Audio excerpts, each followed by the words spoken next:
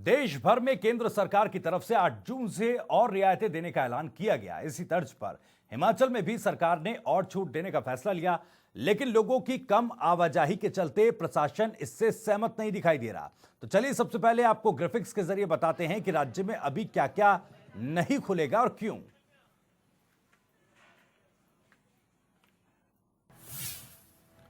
तो हिमाचल पर कोरोना का असर 15 अगस्त के बाद खुलेंगे स्कूल। मानव संसाधन विकास मंत्री ने किया साफ, स्कूल खोलना भी मुमकिन नहीं है।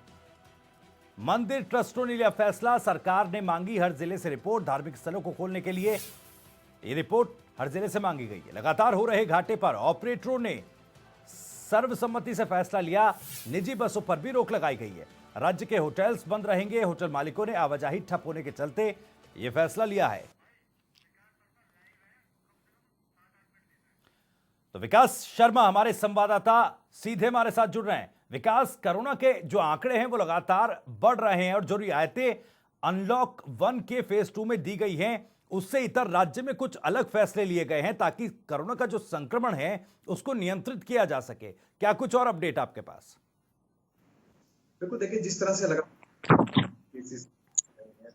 ना कहीं चिंता का जरूर है, क्योंकि चिंता इस बात को लेकर है, हिमाचल प्रदेश में ये कहा जा रहा था कि अब पूरी तरह से कंट्रोल है और अब मामले जो हैं वो आगे नहीं बढ़ेंगे। इसको लेकर जो स्वास्थ्य व्यवस्था है वो पूरी तरह से कर दी गई है। रैंडम जो सैंपलिंग है वो यहाँ पर की जा रही है। जांच जो है उसमें भी तेजी यहाँ पर लाई गई है। ऐसे में अब जिस तरह से बाहरी राज्यों से लोग जो हैं वो इंस्टीट्यूशनल क्वारंटीन में हैं और मामले अब होम क्वारंटीन से भी सामने आ रहे हैं, कहीं ना कहीं चिंता का विषय राज्य सरकार के लिए भी है। और ऐसे लोग जो आस पड़ोस में रहते हैं और वहीं से उसी इलाके से जब कोई मामला पॉजिटिव सामने आता है, कहीं ना कहीं हड़कंप की स्थिति जो है वो यहाँ पर बन जाती है जी। ऐसे में राज्य सरकार जो है वो ये दावा कर रही है कि अभी भी लोगों को घबराने की जरूरत नहीं है, पैनिक करने की जरूरत नहीं है, क्योंकि जो राज्य का स्वास्थ्य विभाग है वो चिंता कर रहा है आपकी। और ऐसे में अब संक्रमण जो है वो कहीं फैल ना जाए, इसको लेकर तैयारियां जोरों पर है। इसी बीच ये कहा जा रहा था कि 1 जून से अब हिमाचल प्रदेश में सभी चीजें जो है वो सुचारू रूप से रखी जा रही हैं। अब जो अगर यातायात सुविधाओं की अगर बात करें तो इंटर डिस्ट्रिक्ट जो है ट्रैफिक, यानी कि अब एक जिले से दूसरे जिले जाने के लिए अब पासिस की जरूरत नहीं पड़ेगी, अब वो भी ओपन कर दिया गया है। इसके अलावा पब्लिक ट्रांसपोर्ट जो है उसे भी ओपन कर दिया गया था। ये कहा गया था कि जो पब्लिक ट्रांसपोर्ट है उसे भी सुचारू रूप से जहां तक हो पाएगा यहां चलाने की कोशिश जो है वो की जाएगी, क्योंकि लाइफलाइन बसेस मानी जाती हैं। पहाड़ी क्षेत्र है हिमाचल प्रदेश और ऐसे में अब हिमाचल प्रदेश में बसेस को ही यहां पर चलाया गया है, जिसमें निजी ऑपरेटर्स ने अब जाकर मना कर दिया है, क्योंकि पिछले 1 हफ्ते से हम देख रहे थे कि अब बसों की आवाजाही जो है वो पूरी तरह से सुचारू रूप से चल रही थी। ऐसे में काफी नुकसान जो है वो निजी ऑपरेटर्स को हो रहा था। नुकसान इस चीज को लेकर भी हो रहा था कि जो ईंधन का खर्चा है, जो बाकी खर्चे हैं, ड्राइवर कंडक्टर जो होते हैं उनका खर्चा है, ये तमाम खर्चे जो हैं वो नहीं निपटाए जा रहे थे। तो ऐसे में आज से निजी बसें जो है वो हिमाचल प्रदेश में अब नहीं चलेंगी, ऐसा ऐलान जो है वो निजी बस ऑपरेटर्स ने यहाँ पर किया है। वहीं राज्य सरकार की बात करें, जो पथ परिवहन निगम, हिमाचल पथ परिवहन निगम यानी कि HRTC की जो बसेस थी उनको यहाँ पर चलाया। अगर पिछले कल की मैं बात करूं तो रविवार का दिन था, छुट्टी का दिन था, और ये कहा गया था कि ज्यादातर जिलों में पूरी तरह से शटडाउन किया गया था, यानी कि बाजार जो है वो बंद थे। सैनिटाइजेशन का काम जो है वो किया जा रहा था, जगह जगह जो है दवाई का छिड़काव किया जा रहा था।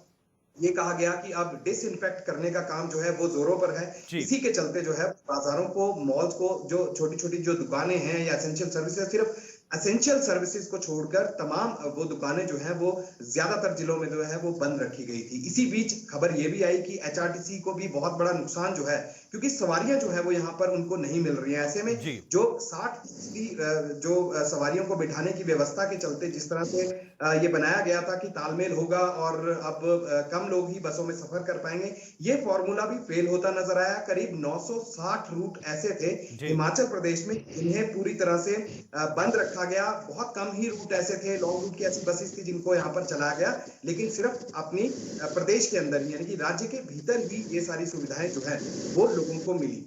लेकिन अब जिस तरह से कोरोना वायरस का खतरा जो है, अगर मैं आज ही की बात करूं, कल रात के बाद से आज 2 मामले जो जिला सोलन के हैं वो पॉजिटिव पाए गए हैं। 413 लोगों की तादाद जो है वो बढ़कर हिमाचल प्रदेश में अब कुल मामलों की हो गई है। ऐसे में अगर एक्टिव मामलों की मैं बात करूं तो एक्टिव मामले भी अब 185 जो है वो एक्टिव मामले यहाँ पर हो गए हैं। इसके अलावा 219 लोगों ने रिकवर किया, यानी कोरोना संक्रमित लोग थे उनमें काफी जी सुधार हुआ है। विकास, जैसा कि आप बता रहे हैं, क्योंकि अगर हिमाचल प्रदेश की बात करें तो कांगड़ा जिला और उसके बाद हमीरपुर जिला जो है सबसे ज्यादा प्रभावित देखा गया। अब अलग अलग क्षेत्रों में नए मामले देखने को मिल रहे हैं। और एक जो लॉकडाउन 5 में जो अनलॉक 1 जिसे कहा जा रहा है, उसमें रियायत दी गई है धार्मिक स्थलों को खोलने के लिए, और इसकी शुरुआत आज से हो गई है। तमाम धार्मिक स्थलों को खोला गया है। हालांकि अलग अलग राज्यों में अलग अलग जगहों पर जो एरिया रेड जोन में शामिल है, वहां पर थोड़ी बंदिशें अभी भी लागू हैं। लेकिन प्रदेश में धार्मिक स्थलों को खोलने को लेकर हर जिले से रिपोर्ट मांगी गई है। कब तक ये रिपोर्ट जो है जिला प्रशासन सरकार तक पहुंचाएगा? कब इसको लेकर फैसला होगा? बिल्कुल भविष्य, आपने बिल्कुल ठीक कहा कि अब धार्मिक जो आस्था के द्वार थे उनको खोलने की कवायद जो है वो यहाँ पर जारी थी। इसी बीच अब राज्य सरकार के ऊपर जो है ये मिनिस्ट्री ऑफ होम अफेयर्स यानी कि एमएचए की जो गाइडलाइंस है वो उसमें ये कहा गया है कि राज्य अपने स्तर पर यह तय करे कि अब किस तरह से जो है वो आस्था के जो द्वार है उनको खोला जाएगा, मंदिरों को या जो और जो शक्तिपीठ है उनको कैसे खोला जाना है। तो इसमें हिमाचल प्रदेश सबसे ऊपर है। शक्तिपीठों में अगर बात करें तो बड़े मंदिर जो है वो हिमाचल प्रदेश में है, चाहे वो श्री नैना देवी अगर शक्तिपीठ की बात करें या ज्वाला जी की बात करें, बैजनाथ की बात करें और कई ऐसे बड़े चिंतपूर्णी की अगर बात करें तो ऐसे बहुत बड़े बड़े शक्तिपीठ हैं। 5 बड़े शक्तिपीठ हैं जिनको खोलने की तैयारी राज्य सरकार कर रही थी। हाल फिलहाल की अगर बात करें तो यही कहा जा रहा था कि उनकी तैयारी पूरी है। सीसीटीवी कैमरों के साथ साथ हर चीज की जो उसको अगर सैनिटाइजेशन की अगर बात करें तो वो कर दी गई है। जो महत्वपूर्ण बिंदु हैं उनका यहाँ पर ख्याल रखना होगा। इसको लेकर जिला जो डीएम है, मुख्यमंत्री ने उनके साथ बैठक की थी वीडियो कॉन्फ्रेंसिंग के जरिए, जो कि रूटीन की बात है और हर तीसरे या चौथे दिन जो है ये मीटिंग्स जो है वो की जाती है। इसमें यही कहा गया है कि अब जल्द से जल्द ब्यौरा ये बताएं कि आखिरकार मंदिर और शक्तिपीठ जो है वो कितने तैयार हैं इस चीज से लड़ने के लिए, अगर कोरोना की अगर खास तौर पर बात करें। क्योंकि अगर वहां पर पब्लिक गैदरिंग अगर होती है, लोग अगर इकट्ठा होते हैं तो किन किन चीजों का ख्याल जो है वो वहां पर रखा जाएगा, इसको लेकर जो है ब्यौरा वहां पर मांगा गया है। राज्य सरकार का ये भी कहना है कि जल्द से जल्द इन शक्तिपीठों को जो है वो खोल दिया जाएगा। और ऐसे में तैयारियां जो है वो किस तरह की है, ये डिस्ट्रिक्ट एडमिनिस्ट्रेशन यानी कि जिला स्तर पर जो अधिकारी हैं या फिर प्रशासन है वो इसकी तैयारी जो है वो अब राज्य सरकार को बताए। जी विकास, एक सवाल ये भी, क्योंकि अगर लॉकडाउन में सबसे ज्यादा प्रभावित कोई हुआ है तो वो है स्कूली बच्चे या जो बच्चे पढ़ाई कर रहे हैं, चाहे वो स्कूलों में हो, कॉलेजों में हो। तो शिक्षण संस्थानों को खोलने को लेकर भी क्या सरकार की तरफ से कोई प्लानिंग की जा रही है? क्योंकि बाकी राज्यों में अगर देखें तो अलग अलग तरीके अपनाए जा रहे हैं। हरियाणा की बात करें तो चरणबद्ध तरीके से स्कूलों को खोलने के लिए एक रोड मैप तैयार किया गया है। दिल्ली में कहा जा रहा है कि सिलेबस को कम किया जाएगा। तो किस तरह की तैयारियां प्रदेश सरकार की हैं हिमाचल में स्कूलों को खोलने के लिए? हिमाचल प्रदेश में देखिए भविष्य बिल्कुल साफ ये कहा गया है कि अभी संक्रमण का खतरा जो है वो यहाँ पर कम नहीं हुआ है। ऐसे में अब कोताही जो है वो किसी तरह की राज्य सरकार बरतना नहीं चाहती। स्वास्थ्य विभाग ने जो गाइडलाइंस यहाँ पर जारी की गई है या फिर राज्य सरकार द्वारा जो गाइडलाइंस यहाँ पर जारी की गई है उसका ध्यान जो है वो सभी जिला प्रशासन को यहाँ पर रखना होगा। इसी बीच जो ये भी कहा गया कि शिक्षा विभाग में अब कुछ चीजें जो है वो सुचारू रूप से चलाई जानी चाहिए। इसको लेकर कई तरह के सुझाव जो है वो यहाँ पर आए। हम सब कमेटी एक जो बनाई गई है जिसमें जल शक्ति मंत्री महेंद्र सिंह ठाकुर जो है वो इसके चेयरपर्सन है, उनकी अध्यक्षता में 3 मुख्य रूप से जो मंत्री हैं वो इस कैबिनेट की सब कमेटी में शामिल है।